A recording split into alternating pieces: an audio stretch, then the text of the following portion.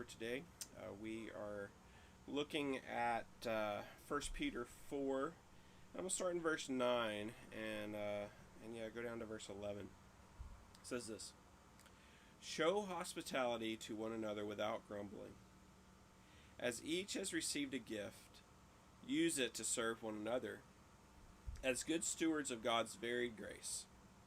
Whoever speaks, as one who speaks oracles of God.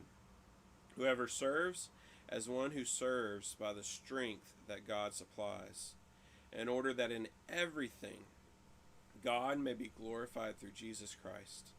To him belong glory and dominion forever and ever.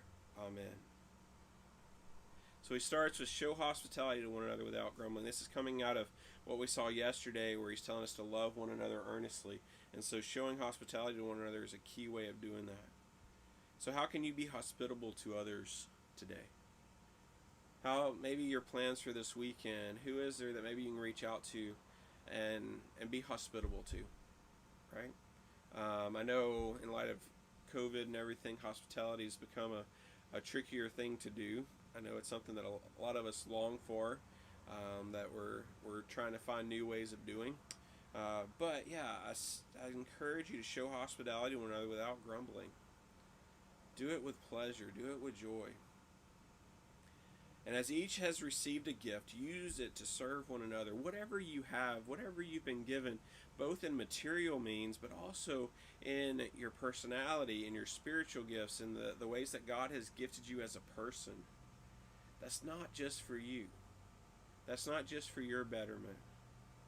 So how can you use that for others? How can you use that to serve one another? How can you be a good steward of God's varied grace? What he means by that is not, for instance, like I feel like I have the gift from God for teaching and preaching. Does that mean that I have the same level of that gift as others? No. I think there are others out there that have far stronger gifts in this area than I do.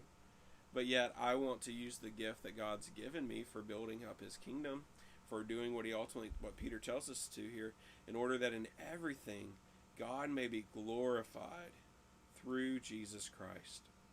To him belong glory and dominion forever and ever. Amen. In everything God may be glorified through Jesus Christ.